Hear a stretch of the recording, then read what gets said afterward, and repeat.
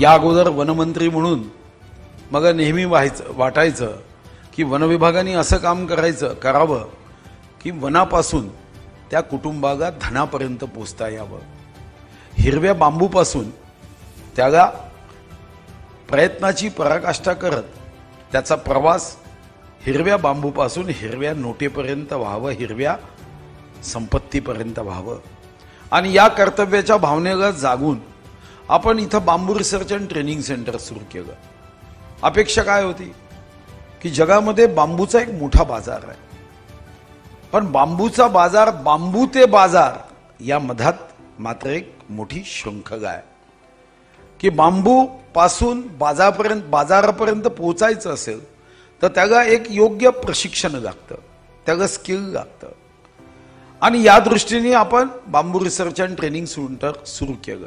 मला विश्वास आहे की आमचा चंद्रपूर जिल्हा विविध क्षेत्रामध्ये देशाच्या नकाशात तर निश्चितच आला आहे, पण बांबूच्या बाबतीत सुद्धा देशाच्या नकाशात चंद्रपूरचं नाव हे गौरवाने घेतलं जाईल हा विश्वास तुम्हाला बघितल्यावर मला आहे। बांबू रिसर्च अँड ट्रेनिंग सेंटरचं रूप आपल्याला बदलावं लागेल। यामध्ये प्रशिक्षण घेतल्यानंतर कोणाला पश्चाताप होता कामा नये की मी प्रशिक्षण तर घेतलं पण त्या प्रशिक्षणाचा उपयोग मला उपजीविकेसाठी होत नाही असं वाटतं कामा नये।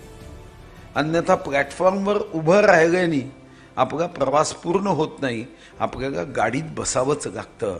तसं आपण प्रशिक्षण किंवा वस्तू तयार केल्याने आपला प्रवास पूर्ण होणार नाही, आपल्याला बाजारापर्यंत पोहोचवण्याची, मार्केटिंगची उत्तम व्यवस्था केली पाहिजे। आणि माझं एक स्वप्न आहे की जगामध्ये एक खाजगी उद्योजक जर जोधपूरवरून 300 कोटीचं फर्निचर एक्सपोर्ट करू शकतो तर मग आम्ही चंद्रपूरमधून आमचं फर्निचर अमेरिकेला एक्सपोर्ट का करू शकणार नाही?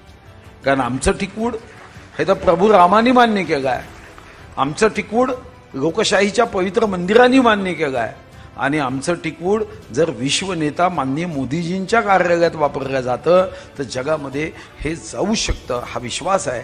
आणि त्या दृष्टीने आपण त्याही पुढे चालू आहे।